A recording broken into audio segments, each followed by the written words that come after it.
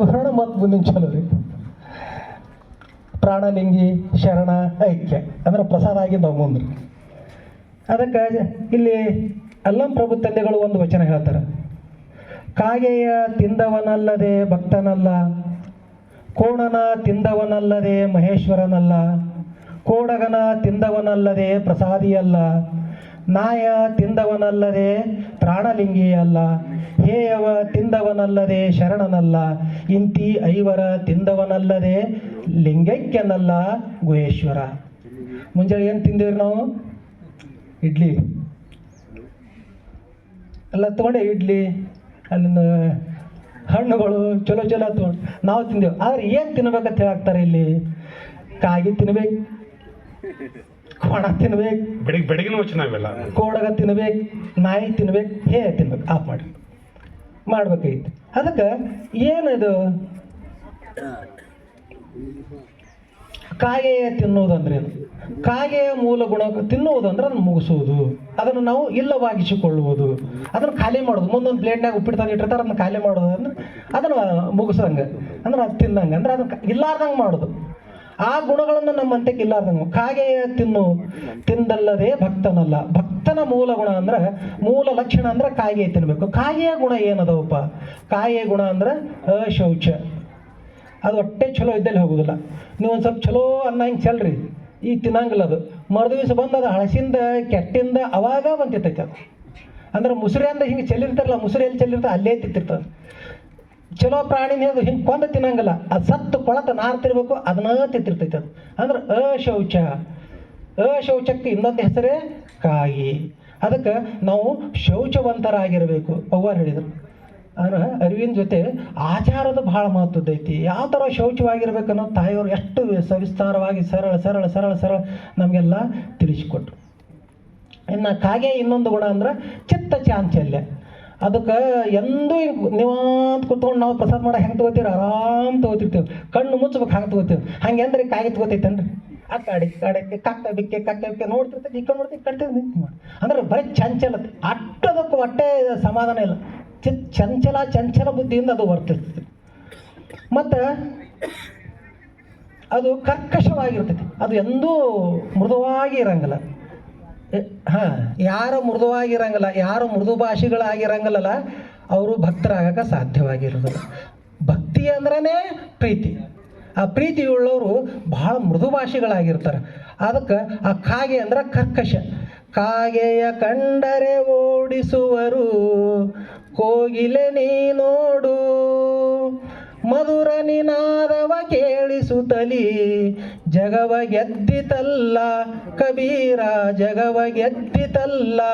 ಅಂದ್ರೆ ಈ ಕಾಗಿ ಯಾರಿಗೆ ಕೇಳ್ತಾ ಇನ್ನೊಂದಕ್ಕೆ ಅವನು ಅದು ಯಾರು ಲಕ್ಷ್ಯ ಕೊಟ್ಟಾರ ಜಗತ್ತಿನ ಒಬ್ಬರ್ರಿ ಸೊ ಕಲ್ಲು ಹೊಡಿ ಹುಷ ಅಂತಾರೆ. ಅಂದ್ರೆ ಅದಕ್ಕೆ ನಾವು ಆ ಥರ ಇರಬಾರ್ದು. ನಮ್ಮ ಮಾತುಗಳು ಯಾವ ಥರ ಮೃದುವಾಗಿ ಇರಬೇಕು. ನಾವು ಎಷ್ಟೋ ಪಂಡಿತರು ಇರಲಿ, ಎಷ್ಟೋ ಶಕ್ತಿಶಾಲಿಗಳಿರಲಿ, ಎಷ್ಟೋ ನಮ್ಮ ದೊಡ್ಡ ಮಠ ಇರಲಿ, ದೊಡ್ಡ ಶ್ರೀಮಂತರು ಇರಲಿ, ಆದ್ರೆ ಮೃದುವಾಗಿರ್ಬೇಕು. ಇದೇ ಭಕ್ತನ ಮೊದಲ ಲಕ್ಷಣ. ಮತ್ತು ಕಾಗೆದು ಇನ್ನೊಂದು ಗುಡ್ಡ ಅಂದ್ರೆ ಭೇದ ಬುದ್ಧಿ, ಅಜ್ಞಾನ. ಅದ್ರ ಮೊದಲೇ ಒಂದೇ ಹೇಳ್ತೀನಿ, ಅಜ್ಞಾನಿ ಆಗಿರ್ತದೆ ಕಾಗೆ ಅಂದ್ರೆ. ಯಾವ ಥರ ಅಜ್ಞಾನಿ ಆಗಿರ್ತೈತೆ ಅಂದ್ರೆ, ನಾ 2 ತತ್ತಿಟ್ಟಿನೋ 3 ಇಟ್ಟಿನೋ 4 ಇಟ್ಟಿನೋ ಅಂತ ಖಬರೇ ಇಲ್ಲ ಅದಕ್ಕೆ. ಕೋಗಿಲೆ ಎಲ್ಲಿ ಮರಿ ಮಾಡ್ತಾ ತನ್ನ ಇದು ಮೊಟ್ಟೆಗಳನ್ನು ತಂದಿಟ್ಟು ಕಾಗೆ ಗೂಡ್ನ್ಯಾಗ ಮಾಡ್ತೈತಿ. ಅದಕ್ಕೆ 2 ಇಟ್ಟಿನ ಗೊತ್ತಿಲ್ಲ, 3 ಇಟ್ಟಿನ ಗೊತ್ತಿಲ್ಲ, ಅಟ್ಟು ಅಜ್ಞಾನಿ ಐತಿ. ಮಾಡೋಡಿ ಅದು ಹೊರಗೆ ಹೋಗಿ ಬರ್ತೈತಿ, ಹೋಗಿ ಬರೋಣ ನೋಡ್ತೈತಿ, ಮಾಡೋದು ಬೆಚ್ಚ ಮಾಡೋದು ಬಿಸಿ ಮಾಡೋದು ಮಾಡಿ ಮಾಡಿ ಮಾಡಿ ಮೊಟ್ಟೆಗಳನ್ನೆಲ್ಲ ಬೆಳೆಸ್ತೈತಿ. ಅಷ್ಟೊಂದು ಅಜ್ಞಾನಿ ಆಗಿರ್ತೈತಿ ಅದು. ಮತ್ತು ಅದು ಅಜ್ಞಾನದ ಜೊತೆನೆ ಭೇದ ಬುದ್ಧಿಯನ್ನು ಹೊಂದಿರ್ತೈತಿ. ಆಯ್ತಪ್ಪ ನಾನೇ ಇದಕ್ಕೂ ಹುಟ್ಟಿಸಿ ಬೆಳೆಸಿನಿ ಅಂತ ಸುಮ್ಮಿರ್ತೈತಿನ. ಅದು ಅಪ್ಪ ಹೆಂಗೆ ಕಂಠ ಬೆಳೆದಂಗೆ ಅದು ಲಕ್ಕತ್ತೋ ಕೂ ಲಕ್ಕತ್ತಂದ್ರೆ ಭೇದ ಬುದ್ಧಿ. ಇದು ನನ್ನ ಇದರ ಹುಟ್ಟೈತಿ, ನಾನೇ ಬೆಳೆಸೀನಿ ಅಂತ ಏನ್ರ ಒಂದು ಸ್ವಲ್ಪ ಇಟ್ಕೊಳಕ್ಕೆ ಸಾಧ್ಯ ಐತೆ. ನಾನು ಬಡ್ದು ಓಡ್ಸಕ್ಕೆ ಚಲೋ ಮಾಡ್ತೀವಿ. ಅಂಥ ಭೇದ ಬುದ್ಧಿ ಉಳ್ಳವ್ರು ಯಾರ್ಯಾರು ಅದಾರಲ್ಲ ಅವರು ಭಕ್ತರಾಗಕ್ಕೆ ಸಾಧ್ಯರಿಲ್ಲ. ಯಾರ್ಯಾಕಿರಲ್ಲ, ಅವು ಕಳ್ಳರೇ ಇರಲಿ, ಖದೀಮರೇ ಇರಲಿ, ಕೊಲೆಗಡೆಕರೇ ಇರಲಿ, ಭವಿಯರೇ ಇರಲಿ, ಭಕ್ತರೇ ಇರಲಿ, ಎಲ್ಲಾರನ್ನೂ ಪ್ರೀತಿ ಮಾಡೋ ಯಾವುದಲ್ಲ ಅವ ಭಕ್ತನಾಗಕ್ಕೆ ಸಾಧ್ಯ ಐತಿ. ಕೋಗಿಲೆ ಮರಿ ನೋಡ್ತು. ಮತ್ತು ಭಾರಿ ಸೇಡು ಉಳ್ಳಂಥ ಪ್ರಾಣ್ರಿ ಅದು. ಹೆಂಗಂದ್ರೆ ನೋಡ್ರಿ, ಒಂದು ಕಡೆ ಆ ಕಾಗಿಗೆ ಯಾರೇ ಒಂದು ಏನೋ ಒಂದು ಕಾಗಿಗೆ ಯಾರೇ ಅದಕ್ಕೆ ಕೊಂದ್ರಂದ್ರೆ, ಅದಕ್ಕೆ ಏನೋ ಪೆಟ್ಟು ಮಾಡಿದ್ರೆ ಅದು ಅದ್ರ ಇಡೀ ಬಳಗ ಕರಿತೈತಿ. ಆ ಮನುಷ್ಯ ಎಲ್ಲಿ ಯಾಕೆ ಹೋಗಲ್ಯಾಕ ಅವ್ನ ಹಿಂದೆ ಆ ಕಾಗಿನೇ ತಲೆ ಬಡಿತಿರ್ತಾವೆ ನೋಡ್ರಿ. ಇದನ್ನು ನೀವು ಲಕ್ಷ್ಯ ಇರ್ಬೇಕು. ನಾವು ಅವಾಗ ಸಣ್ಣವ್ರಿದ್ದಾಗ ಹಿಂಗೆ ಹೊರಗೆ ಹೋದಾಗ ಕಾಗಿ ಅದು ಕಲ್ಲು ಹೋಗೋದು ಬಿಟ್ಟೇವು ಅಂದ್ರೆ ರೀ, ನಾವು ಆ ದಿಕ್ಕಿಗೆ ಹೊಟ್ಟೆ ಬೈರ್ ದೇಶಕ್ಕೆ ಹೋಲಾದಂಗೆ ಮಾಡ್ತಿದ್ದು. ಬಂದ ತಲೆ ಕಾಗಿ ಬಡಿತಿದ್ದು. ಅಂದ್ರೆ ಅಷ್ಟೊಂದು ಶೇಡು ಉಳ್ಳಂಥ ಪ್ರಾಣಿ ಅಂಥವು ನಾವು ಶೇಡನ್ನು ಜೀವನದಲ್ಲಿ ಇಟ್ಕೊಳ್ಬಾರ್ದು. ಏನು ಅವತ್ತಿಂದ ಈ ಕಿವಿಲಿ ಬಿಟ್ಬಿಡೋದು. ಅಂದ್ರೆ ಒಳ್ಳೇದನ್ನೇನೈತಿಲ್ಲ ಸದಾಕಾಲ ಒಳಗೆ ತುಂಬ್ಕೋಬೇಕು. ಅದು ನಮ್ಗೆ ಯಾರೇ ಅಪಕಾರ ಮಾಡಿದ್ರೆ, ಮೋಸ ಮಾಡಿದ್ರೆ, ಅನ್ಯಾಯ ಮಾಡಿದ್ರೆ ಅವ್ರನ್ನ ಅವಾಗಿಂದ ಅವಾಗ ಬಿಟ್ಟು ಬಿಡೋಂಥ ಗುಣಗಳನ್ನು ಹೊಂದಿರಬೇಕು. ಇದು ಯಾರ್ಯಾರು ಇದಕ್ಕನ್ನೆಲ್ಲ ಅಳವಡಿಸ್ಕೊಂಡಾರಲ್ಲ ಅವ್ರಿಗೆ ಭಕ್ತರು ಅಂತ. ಇನ್ನು ಎರಡನೇದು ಮಹೇಶ್ವರ ಸ್ಥಳ. ಕೋಣನ ತಿಂದವನಲ್ಲದೆ ಮಹೇಶ್ವರನಲ್ಲ.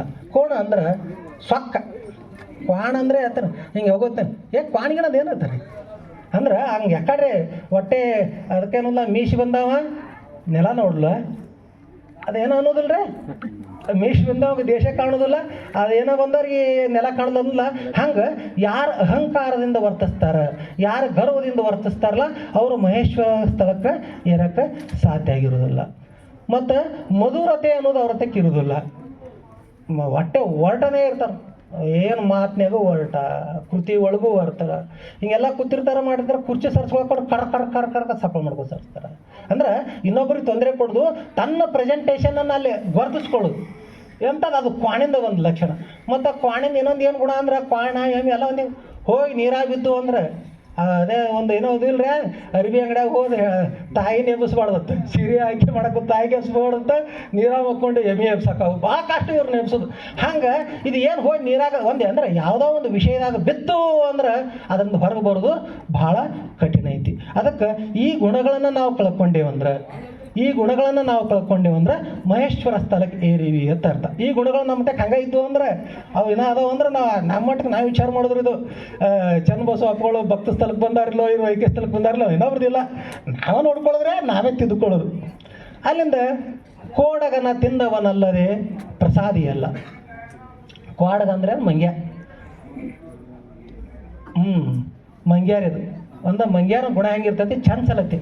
ಒಂದು ಬಾಳೆ ತೋಟ ಇತ್ತತ್ತ, ಹಿಂಗೆ ಇದೇ ಬಾಳೆ ತೋಟದಾಗ ಬಾಳೆ ಹಚ್ಚಿದ್ರತ್ತ. ಭಾಳ ದೊಡ್ಡ ಸಾವುಕಾರ ರೀ, ಬಾಳೆ ಗಿಡ ಹಚ್ಚಿದ್ರತ್ತ. ಇವು ಮಂಗ್ಯ ಬಂದು ದಾಳಿ ಮಾಡಾಕತ್ತಿದ್ದು. ದಾಳಿ ಮಾಡೋ ಆಳುಗಳು ಬಡಿಗೆ ತೊಗೊಂಡು ಹೊಡೆಯವರು ಮಾಡೋರು. ಹಿಂಗೆ ಮಾಲಕ್ ಭಾಳ ಉದಾರವಾದಿ ಇದ್ದ. ಬಂದು ನೋಡಿದ, ಈಗ ಯಾಕ್ರಿ ಹಿಂಗ್ಯಾಕೆ ಬಡಿಗೆ ತೊಗೊಂಡು ಬಿಡ್ತೀರಿ? ಏನ್ರಿ ಅವು ಹಾಳು ಮಾಡಾಕತ್ತವ್ರಿ, ಹಾಳು ಮಾಡತ್ತಾರೆ ಅಣ್ಣ. ಇಲ್ಲ ಅವಕ್ಕೆ ಒಟ್ಟು ಮಂಗ್ಯಾಗಳದೊಂದು ಸಭಾ ಕರಿ ಅಂತ. ಊರು ಗೌಡ್ರು, ಇವ್ರು ದೊಡ್ಡ ಗೌಡ್ರು. ಮಂಗ್ಯಾಗಳದೊಂದು ಸಭಾ ಕರೆದ್ರು. ಸಭಾ ಕರೆದು ಎಲ್ಲ ಮಂಗ್ಯಾಗಳು ಬಂದು, ಲೀಡರ್ಗಳು ಬಂದು, ಇಲ್ರಿಪ್ಪ ನಿಮ್ಗೆ ಹೆಂಗೆ ಏನಿಲ್ರಿ, ನಮ್ಗೆ ಬಾಳೆಕಾಯಿ ತಿಲ್ಲಾಕಬೇಕು, ನಾವು ಬರ್ತೇವೆ. ನಿಮ್ಮ ಆಳು ಮನುಷ್ಯರು ಹೊಡೆದು ಕಳಿಸ್ತಾರೆ. 20 ಎಕರೆ ಬಾಳೆಗಿಡ ನೀವು ಮತ್ತು ಅದು ತಿಲ್ಲಾಕ ನಾವು ಬಾಳೆಕಾಯಿ ಬೇಕು ಅಣ್ಣ. ಅವ್ರು ಹೇಳ್ತಾರೆ 20 ಎಕರೆದು ಇದೇನೈತಲ್ಲಪ್ಪ ಇದು ನಮ್ಗೆ ಇರಲಿ, ನಿಮ್ಗೊಂದು 20 ಎಕರೆ ಅದು ನೀರು ಹಚ್ಚ ಕಡೆ ದಂಡಿಗೆ ಏನೈತಲ್ಲ ಚಲೋ ಭೂಮಿ ನಿಮ್ಗೆ ಕೊಡ್ತೀನಿ, ಮತ್ತು ಬಾಳೆಗೆ ಕೊಡ್ತೀನಿ, ಎಲ್ಲ ಹಚ್ಚಿಸಿ ಕೊಡ್ತೀನಿ. ಅಕ್ಕೋರು ನೀವು ಬೆಳೆಸಿ ಮಾಡಿ ನೀವು ಬಾಳೆಕಾಯಿ ತಿನ್ಕೊತಿರಲ್ಲ, ಮಸ್ತ್ ಆಯ್ತಲ್ರಿ ಅನ್ನೋದು. ಅಂದ್ರೆ ಈ ಬಡಿಗೆ ಕಾಟಿಲ್ಲ, ಹೊಡಿಗೆ ಕಾಟಿಲ್ಲ, ಚೋಟಿ ಹಚ್ಚು ಕಾಟಿಲ್ಲ, ಏನಕ್ಕೆ ಕಿರಿಕಿಲ್ಲ. ಹ್ಞೂ ಅಂದ್ರು. ಅಣ್ಣ ಅದೆಲ್ಲ ಇದು ಮಾಡಿ ಆಳುಗಳೆಲ್ಲ ವ್ಯವಸ್ಥೆ ಮಾಡಿ ಬಾಳೆ ಗಿಡಗಳು 20 ಎಕರೆ ಹಚ್ಕೊಟ್ಟು ಇವು ಅದೆಲ್ಲ ಮುಗಿತಲ್ಲ. ಮರುದಿವ್ಸ ಮುಂಜಾನೆ ಬಂದು ಬರೋಣ ನೋಡ್ತಾರ ಬಾಳೆಕಾಯಿನೇ ಇಲ್ಲ ಗಿಡ ಹೊಲ್ದಾಗ. ನಮ್ಮ ಹೊಲ್ದಾಗರೆ ಬಾಳೆಕಾಯಿ ಇಲ್ಲ, ಸಾವುಕಾರ ಹೊಲ್ದಾಗರೆ ಇದಾವೆ ಅಂದ್ರೆ ಅವು ಬಂದು ನೋಡಿದು ಬಾಳೆಕಾಯಿ ಯಾಕೆ ಇಲ್ಲ, ಹತ್ತೆ ಇಲ್ಲ ನೋಡೋಣ. ಅವಾಗಿ ಹತ್ತೆ ಇಲ್ಲ ನೋಡೋಣ, ಹಿಂಗೆ ಕಿತ್ತದು ಮತ್ತೆ ಇಡೋದು. ಇದು ಹತ್ತಿಲ್ಲ, ಇದು ಏನು ಗೊತ್ತಾಗಲ್ಲ, ಮತ್ತೊಂದು ಕಿತ್ತು ಇಡೋದು. ಅಂದ್ರೆ ಇಷ್ಟೊಂದು ಚಂಚಲ ಬುದ್ಧಿ, ಅಂದ್ರೆ ತಡ್ಕೊಳ್ಳೋಂಥ ಬುದ್ಧಿ ಇರೋದಿಲ್ಲ. ಅಂಥದ್ದು ಯಾರು ಗುಣ ಹೊಂದಿರ್ತಾರಲ್ಲ ಅವರೆಲ್ಲರೂ ಕೋಡಗ ತಿಳ್ಕೊ. ಕೊಂಬೆಯ ಮೇಲಣ ಮರ್ಕಟನಂತೆ ಲಂಘಿಸುವುದೆನ್ನ ಮನವು, ನಿಂದಲ್ಲಿ ನಿಲ್ಲದಿ ಅದಿ ಅನ್ನ ಮನವು, ಹೊಂದಿದಲ್ಲಿ ಎಲ್ಲಿ ಹೊಂದಾಣಿಕೆ ಆಕೈತೆ ಅಲ್ಲಿ ಹೊಂದಾಣಿಕೆ ಆಗುವುದಿಲ್ಲ.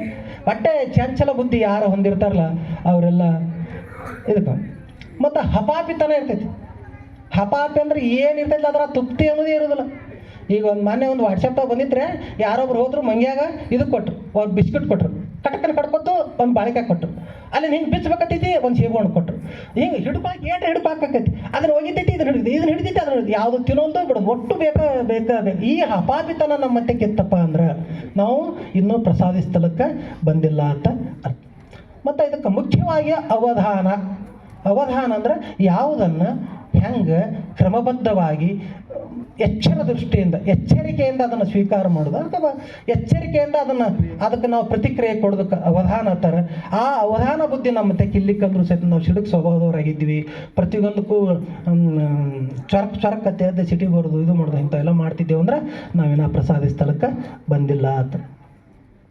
ಮತ್ತು ಕಿಡಿಗೇಡಿತನ ಅಂದ್ರೆ ಕೋತಿ ಕಿಡಿಗೇಡಿತನ. ಕಿಡಿಗೇಡಿಗೆ ಇನ್ನೊಂದು ಹೆಸರ ಕೋತಿ. ಆ ಹುಡುಗರಿಗೆ ಏನಂತಿರ್ತಾರೆ, ಎಲ್ಲ ಹುಡುಗರಿ ಮಂಗ್ಯ ಅಂತಿರ್ತಾರೆ. ಯಾಕಂದ್ರೆ ಆ ಹುಲಿ ಕೆಲವೊಂದು ಕಡೆ ಇರೋ ವಾಟ್ಸಪ್ ನೋಡ್ತೀವಿ, ಹಿಂಗೆ ಟೊಳ್ಳೆ ಮೇಲೆ ಕೂತಿರ್ತೈತಿ, ಹಿಂಗೆ ಇದು ಜಾಗ್ತಿರ್ತೈತಿ, ಹುಲಿ ಕಿವಿ ಜಾಗ್ತಿರ್ತೈತಿ. ಒಂದು ಸ್ವಲ್ಪ ಅದು ಏನಾರ ತಪ್ಪಿ ಅದು ಹಿಂಗೆ ಬಡಿತಪ್ಪ ಅಂದ್ರೆ ಅದ್ರ ಪ್ರಾಣನೇ ಹೋಗ್ತೈತಿ. ಅಂದ್ರೆ ಅಷ್ಟೊಂದು ಕಿಡಿಗೇಡಿತನ ಹಂಗೆ ನಾವು ಕಿಡಿಗೇಡಿಗಳಾಗಿದ್ದೇವೆ. ಅಂದ್ರೆ ಈಗ ಏನೋ ಕಾರ್ ಹೊಡ್ಯಾಕತ್ತೇವೆ, ವೈ ಅಂತ ಹೊಡಿದು ಮೋಟರ್ ಸೈಕಲ್ ಹೊಡಿತೇವೆ, ಹಂಗೆ ಮಾಡಾಕತ್ತೇವೆ, ತಿನ್ನಾಕತ್ತೇವೆ, ಹೊಯ್ಯ ತಿನ್ನೋದು, ಮಕ್ಕೊಂಡೇವು, ನಾನು ನೆಲನೇ ಓದಿರ್ಬೇಕು ಹಂಗೆ ಮಕ್ಕಳಕತ್ತೇವೆ, ಹಿಂಗೆ ಇವೆಲ್ಲ ಕಿಡಿಗೇಡಿತನ ಲಕ್ಷಣಗಳು. ಆ ಥರ ನಾವು ಏನಾದರೂ ವರ್ತಿಸಾಕತ್ತಿದ್ದೇವೆ ಅಂದ್ರೆ ನಾವು ಪ್ರಸಾದಿಗಳಲ್ಲ. ಈ ಎಲ್ಲ ಗುಣಗಳನ್ನು ನಾವು ನಮ್ಮ ಜೀವನದಾಗ ಅಳವಡಿಸ್ಕೊಂಡು ಇದು ಮಾಡೋಣ. ಇನ್ನು ಮಧ್ಯಾಹ್ನದಾಗ ಏನೈತಲ್ಲ ಪ್ರಸಾದ ಆಗೋಣ ಮುಂದೆ ಬರ್ತಾವೆ ನಾಯಿ, ಹೇಯ ಮತ್ತು 20 ಪಂಚೈವರ್ತಿಂದ ಅವ್ರ ಪ್ರಾಣಲಿಂಗಿ, ಶರಣ, ಐಕ್ಯ ಆ ವಿಷಯಗಳನ್ನು ಅವಾಗ ನೋಡೋಣ. ಅದಕ್ಕೆ ಭಾಳ ಚಲೋ ನಮ್ಮ ಅಪ್ಪವ್ರು ಎಷ್ಟು ಚಲೋದನ್ನೇ ಒಳ್ಳೆಯ ವಿಷಯಗಳನ್ನು ನಮಗೆಲ್ಲ 36 ಗುಣಗಳು, ಭಕ್ತನ 36 ಗುಣಗಳನ್ನು ಸರಳ ತಿಳಿಸಿ ಹೇಳಿದರು. ತಾಯಿಯವರೆಲ್ಲ ಈ ಕರ್ಮೇಂದ್ರಿಯಗಳ ಶುದ್ಧೀಕರಣ, ವಾಕ್, ಪಾಣಿ, ಪಾದ, ಗುದ, ಗುಹ್ಯ ಇವುಗಳ ಶುದ್ಧೀಕರಣ, ಆಮೇಲೆ ಪಂಚೇಂದ್ರಿಯ ಜ್ಞಾನೇಂದ್ರಿಯಗಳು, ಕರ್ಮೇಂದ್ರಿಯಗಳ ಶುದ್ಧೀಕರಣ ಅದು ಹೇಳಿದರು. ಅದಕ್ಕೆ ಯಾಕೆ ಶುದ್ಧೀಕರಣ ಅಷ್ಟದ ನಮ್ಗೆ ಅಕ್ಕ ಮಹಾದೇವಿ ತಾಯಿ ಹೇಳಿಬಿಟ್ಟಾರೆ. ಅಮೆದ್ಯದ ಮಡಿಕೆ, ಕಿವಿನ ಅಮೆದ್ಯದ ಮಡಿಕೆ, ಮೂತ್ರದ ಕುಡಿಕೆ, ಎಲುವಿನ ತಡಿಕೆ, ಕಿವಿನ ಹಡಿಕೆ, ಸುಡಲಿ ದೇಹವ ಒಯ್ದು ಬೆಂಕಿ ಹಾಕ್ರು ಹೋದ್ರು, ಸುಡಲಿ ದೇಹವ ಈ ಒಡಲ ಈ ಕೆಡು ಒಡಲ ಬಿಡಿದು ಕೆಡದಿರು ಚನ್ನಮಲ್ಲಿಕಾರ್ಜುನ ನೆರೆ ನಂಬೋ ಮರುಳೆ ಅಂತ ಹೇಳ್ಬಿಟ್ಟಾರ ಅಕ್ಕ ಮಹಾದೇವಿ ತಾಯಿ. ಅದಕ್ಕೆ ನಾವು ಈ ಶರೀರದ ಮೋಹವನ್ನು ಕಳ್ಕೋಬೇಕು ಅಂತೇಳಿ ಈ ಶರೀರದ ಶುದ್ಧೀಕರಣ, ಈಗ ಸಕ್ರಿಯಾಚರಣೆ ಕುರಿತು ಭಾಳ ಚೆನ್ನಾಗಿ ನಮ್ಗೆ ಹೇಳ್ಯಾರ. ಇದು ಇವತ್ತಿನ ಈ ಏನು 2ನೇ ಅವಧಿ ಏನೈತಲ್ಲ ಭಾಳ ಯಶಸ್ವಿ ಆಗೈತಿ. ಭಾಳ ಚೆನ್ನಾಗಿ ಎಲ್ಲ ಪ್ರಶ್ನೆ ಕೇಳಿದರು. ನಮ್ಮ ಅಪ್ಪಗಳು ಅದಾರಲ್ಲ, ನಮ್ಮ ಅಪ್ಪಗಳು ಕೇಳಿದ ಪ್ರಶ್ನೆ ಭಾಳ ಸೂಕ್ತ ಐತಿ. ಮತ್ತು ನಾವು ಏನ್ರಿ ತಪ್ಪಿ ನಾವು ಅಪ್ಪಗಳಷ್ಟು ಹಿರಿಯವಲ್ಲ, ಇಲ್ಲಿದ್ದಂಥವ್ರಷ್ಟು ಹಿರಿಯವಲ್ಲ, ವಚನದಾಗಾಯ್ತು ಅಧ್ಯಯನದಾಗಾಯ್ತು ಯಾವ ದೃಷ್ಟಿಯಿಂದ ನಾ ಹಿರಿಯವಲ್ಲ. ಈ ಏನಾರ ಲಿಂಗ ಆ ಕಾಲದಾಗಿತ್ತು ಈ ಕಾಲದಾಗಿತ್ತು ಹಂಗಿತ್ತು ಅಂದೆ ಅಂದ್ರೆ ಬರ್ತಾರೆ ನೋಡೋರು. ಮಂಗ್ಯಾನ ಬಾಲಿಗೆ ಏನೇ ಲಿಂಗ ಕಟ್ಟ್ಯಾರಲ್ಲ ಅವರೆಲ್ಲ ಬಂದ್ಬಿಡ್ತಾರೆ. ಹನುಮಂತ ನಮ್ಮ ಕಡೆ ದೀಕ್ಷಾ ತೊಗೊಂಡನ, ರಾವಣ ತೊಗೊಂಡನ, ವಿಭೀಷಣ ತೊಗೊಂಡ ಅಂತ ಬರ್ತಾರೆ. ಏನಿಲ್ಲ, ಬಸವಣ್ಣನವ್ರು ಯಾವ ಕಾಲದಾಗಿದ್ರು ಏನಿದ್ರು ಈ 12ನೇ ಶತಮಾನದಾಗ ಈ ಮನುಷ್ಯ ರೂಪದಾಗ ಬಂದಾಗ ಅವ್ರ ಅರಿವಿನಿಂದ ಸಾಧನೆ ಮಾಡಿ ಹಂಗೇನು ಅವ್ರನ್ನ ಇದಕ್ಕೆ ಹೋಲಿಸ್ಬಾರ್ದು. ನಾವು ಏನಂತಾರೆ ಅವಕ್ಕೆ ಪವಾಡಗಳಿಗೆ ಹೋಲಿಸ್ಬಾರ್ದು. ಪವಾಡಗಳಿಗೂ ಆ ಅರಿವಿನಿಂದ ಜಾಗೃತವಾಗಿ ಅವ್ರ ಅರಿವಿನ ಕುರುಹಾಗಿ 12 ವರ್ಷ ಚಿಂತನೆ ಮಾಡಿ ಇಷ್ಟಲಿಂಗವನ್ನು ಆವಿಷ್ಕಾರ ಮಾಡಿ ಕೊಟ್ಟಾಗ ಇಷ್ಟಲಿಂಗ ಬಂದೈತಿ. ಹೊರತಾಗಿ ಅದಕ್ಕಿಂತ ಮುಂಚೆ ಅಲ್ಲ. ನಾವು ತಿಳಿದ ಮಟ್ಟಿಗೆ ಅದು ಇವರು ಬಸವಣ್ಣನವರು ಪ್ರಧಾನಮಂತ್ರಿ, ಮಹಾಪ್ರಧಾನಮಂತ್ರಿಗಳು, ದಂಡನಾಯಕರಿದ್ದರು, ಹಣಕಾಸು ಮಂತ್ರಿಗಳಿದ್ದರು, ಇಡೀ ದೇಶವನ್ನೆಲ್ಲ ಸುತ್ತುತ್ತಿದ್ರು. ಆ ಸಮಯದೊಳಗೆ ಬನವಾಸಿ ಭಾಗದಾಗ ಹೋದಾಗ ಅಲ್ಲಿ ಒಬ್ಬ ಸಾಧಕ ಭಾಳ ಗುದ್ದಾಡಕತ್ತಿದ್ದ. ಅವಾಗ ನಿಮ್ಗೆ ಸರಳ ಮಾರ್ಗ ಹೇಳಿಕೊಡ್ತೀನಪ್ಪ ಅಂತ ಅವ್ರಿಗೆ ದೀಕ್ಷಾ ಮಾಡಿದ್ರು. ಆ ದೀಕ್ಷಾ ಮಾಡಿ ಲಿಂಗ ನೋಡ್ಕೊತಾಣ. ನನಗೆ ಇಷ್ಟು ದಿವಸದ ಗೊತ್ತೇ ಆಗಿಲ್ಲೋ ಮರಯ್ಯ, ಎಂಥ ಸರಳ ಮಾರ್ಗ ಐತಿದತ್ತಿ ನೋಡ್ಕೋತ ಕೂತಾರವ್ರು. ಅನ್ನ ಆಹಾರವನ್ನು ಎಲ್ಲ ಬಿಟ್ಕೊಂಡು ತಮ್ಮ ಪ್ರಾಣವೇ ಲಿಂಗ, ಲಿಂಗವೇ ಪ್ರಾಣ ಅಂತೇಳಿ ಕೇವಲ ಕಣ್ಣಿನೊಳಗೆ ತಮ್ಮ ಪ್ರಾಣ ಹಿಡ್ಕೊಂಡು ಕೂತಿದ್ರು. ಅಲ್ಲೆಲ್ಲ ಏನೋ ಕಂಟಿ ಪಂಟಿ ಬೆಳೆದು ಏನಾಗಿರ್ಬೇಕು. ಅಲ್ಲಿ ಆ ಭಾಗದಾಗ ಅಲ್ಲಂ ಪ್ರಭು ತಂದೆಗಳು ಹಾಯ್ದು ಹೋಗುವತ್ತೆ ಅದನ್ನು ನೋಡಿದ್ರು. ನೋಡಿ ಏನಿದು ಅಂತ ಮಾತಾಡಿಸಿದ್ರು. ಅವಾಗ ಅವ್ರು ಹೇಳಿದ್ರು, ಬರೀ ಎಲ್ಲವ ತೊಗೊಂಡು ಉಳಿದಿತ್ತು, ಇದಕ್ಕೆ ಲಿಂಗ ಥರ ಇದಕ್ಕೆ ಬಸವಣ್ಣವ್ರು ಕೊಟ್ಟಾರ, ಮತ್ತು ಇದು ಎಲ್ಲಿ ಸಿಗ್ತೈತಿ, ಅಲ್ಲೋ ನಾವು ಹೊಂಟಿ ನೀನೇ ತೊಗೊಂಡ್ಬಿಡು ಅಂತೇಳಿ ಅವ್ರಿಗೆ ದೀಕ್ಷಾ ಮಾಡಿದ್ರು ಅನ್ನೋದು ಹಿಂಗೆ ನಾವೇನೇ ಕೇಳೇವು. ಅದನ್ನು ಬಿಟ್ಟು ನಾವು ಹಂಗೆ ಹೇಳಕ್ಕೆ ಹೊತ್ತು ಹೋದೆವು ಅಂದ್ರೆ ಅಪ್ಪಾರ ಈ ಹನುಮಂತನ ಬಾಲಗೆಲ್ಲ ಲಿಂಗ ಕಟ್ಟ್ಯಾರಲ್ಲ ಅವ್ರು ಮತ್ತೆ ನಮಗೆ ಕಾಡಕ್ಕೆ ಚಲೋ ಮಾಡ್ತಾರೆ. ಅದಕ್ಕೆ ಏನು ಕಲ್ಯಾಣ ಹುಟ್ಟ್ಯಾರಲ್ಲ ಅವ್ರು ಮತ್ತೆ ನಮಗೆ ಕಾಡಕ್ಕೆ ಚಲೋ ಮಾಡ್ತಾರೆ. ಅದಕ್ಕೆ ನಾವು ಈ 12ನೇ ಶತಮಾನದೊಳಗೆ ಈ ಇಷ್ಟಲಿಂಗ ಅನ್ನೋದು ಬಸವಣ್ಣನವರಿಂದ ಹುಟ್ಟೈತೆ ಅಂತ ಹೇಳ್ಕೊತ ಹೋಗೋದು ನನಗೆ ಸರಿ ಅನ್ನಿಸ್ತೈತಿ. ತಾವು ಹಿರಿಯರು ಇದ್ರ ಬಗ್ಗೆ ಚಿಂತನೆ ಮಾಡಿರಿ. ಈ ಅವಧಿ ಏನೈತಲ್ಲ ಭಾಳ ಯಶಸ್ವಿ ಆಯಿತು. ಅದಕ್ಕೆ ಈಗ ಪ್ರಸಾದ ಆಹಾರವ ಕಿರಿದು ಮಾಡ್ರಿ ಅಂದಾರ. ಅದು ಎಲ್ಲಿ ಮಾಡೋದು? ನಮ್ಮ ಮನೆಯೊಳಗೆ ಮಾಡೋದು, ಇಲ್ಲೆಲ್ಲ ಇಲ್ಲಿ ಹಿರಿದು ಮಾಡೋದು, ಚೆನ್ನಾಗಿ ತಗೋಬೇಕು. ಅಲ್ಲಿ ಏನು ಮಾಡಿರ್ತಾರಲ್ಲ ಇನ್ನೊಂದರ ಕಮ್ಮಿ ಬಿಡ್ಬೇಕು, ಅವ್ರು ಮತ್ತೆ ಸಂಜೆ ಮಾಡೋದು ಇನ್ನೊಂದರ ಹೆಚ್ಚಿಗೆ ಮಾಡೋದು. ಹಂಗೆ ಚಲೋ ಪ್ರಸಾದ ತೊಗೊಂಡು ಮುಂದಿನ ಕರೆಕ್ಟ್ 3 ಗಂಟೆಗೆ ಪ್ರಾರಂಭ ಆಗೋದು. 10 ಗಂಟೆಗೆ ಅಂತೇಳಿ 11 ಗಂಟೆಗೆ ಚಲೋ ಮಾಡೋದಲ್ಲ. ಅಪ್ಪ ಅವರದು ಈ ತಾಯಿಯವ್ರು ಎಷ್ಟು ನೊಂದ್ಕೊಂಡ್ರು, ಎಷ್ಟು ಲಕ್ಷಗಟ್ಟಲೆ ಖರ್ಚು ಮಾಡಿದ್ವಿ, ಶಾಮಿಯಾನ ಏನು ಇದೇನು ವ್ಯವಸ್ಥೆ ಏನು. ಅದಕ್ಕೆ ನಾವು ಅದನ್ನೆಲ್ಲ ಸರಿಯಾಗಿ ತಗೋಬೇಕಲ್ಲ. ತಾಯಿ ಹಾಲು ಕುಡ್ಸ ತಯಾರಾಗ್ಯಾಳ, ನಾ ಕುಡಿದಿಲ್ಲ ಅಂದಂಗೆ ಆಕೈತೆ. ನಾವು ಅದಕ್ಕೆ ಸರಿಯಾಗಿ ಚಲೋ ಪ್ರಸಾದ ತಗೋರಿ. ತಮ್ಮ ಸಣ್ಣ ಪುಟ್ಟ ಕೆಲಸ ಮುಗಿಸ್ಕೊಂಡು ಕರೆಕ್ಟ್ 3 ಗಂಟೆಗೆ 5 ನಿಮಿಷ ಮೊದಲ ಇಲ್ಲಿ ಕುಂದಿರ್ಬೇಕು. ನಾವು ಇಲ್ಲಿ ಯಾರು ಮ್ಯಾಗ ಬಂದು ಕುಂದ್ರೆ ಹೇಳೋರು ಅತ್ತಿ ತಾಯಿ ಬಂದು ಕೂತ ಮೇಲೆ ನಾವು ಬರೋದಲ್ಲ. ಹಂಗೆ ಮಾಡಿ ಮುಂದಿನ ಅವಧಿ ಅದರ ಲಾಭವನ್ನು ನಾವೆಲ್ಲ ಪಡಿನೋ.